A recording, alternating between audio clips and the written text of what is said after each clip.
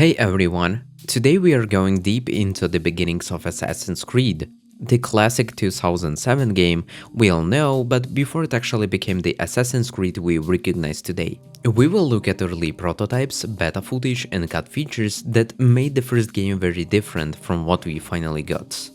In early demo footage from E3 2006 and UB-Days 2007, we can see a lot of details that never made it to the final game.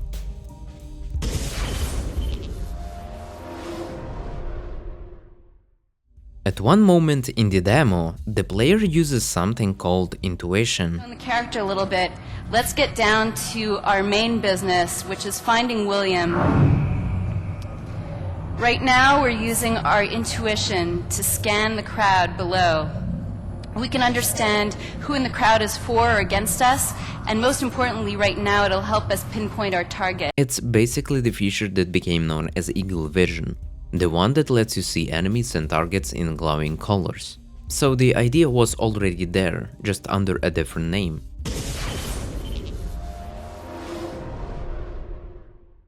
In the demo, when the player kills his target, the guy just falls and the mission continues. Let's walk up slowly before they realize what's going on. And the key moment of assassination. After this, full chaos breaks out. And now you want to escape as quickly as possible. But in the final version, after each assassination, Altair talks to the target in this kinda dreamlike sequence.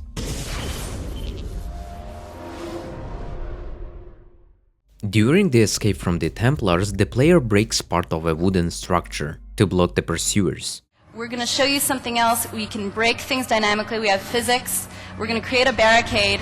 I thought that was coming towards me. That feature looked really cool, because it made the chase feel more realistic. But it was removed later, probably to keep the world more stable and avoid bugs.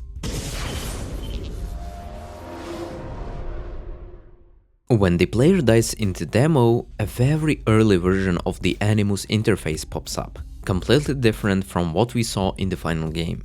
Okay, well unfortunately we're dead. And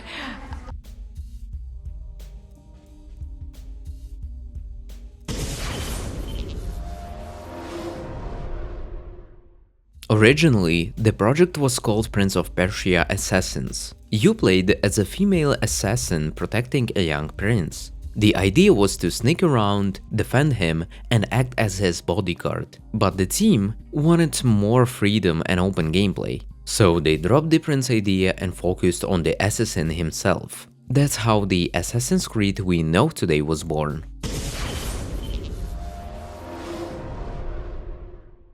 Later, when the PC version came out in 2008, called the Director's Cut, it included 4 new mission types: Archer, Stealth, Assassination, Escort, Merchant Stand Destruction, and Rooftop Race. They weren't in the original console versions. Developers said they had to cut or change some missions because of memory and performance limits on Xbox 360 and PlayStation 3. So the PC version gave players a small taste of what might have been planned earlier.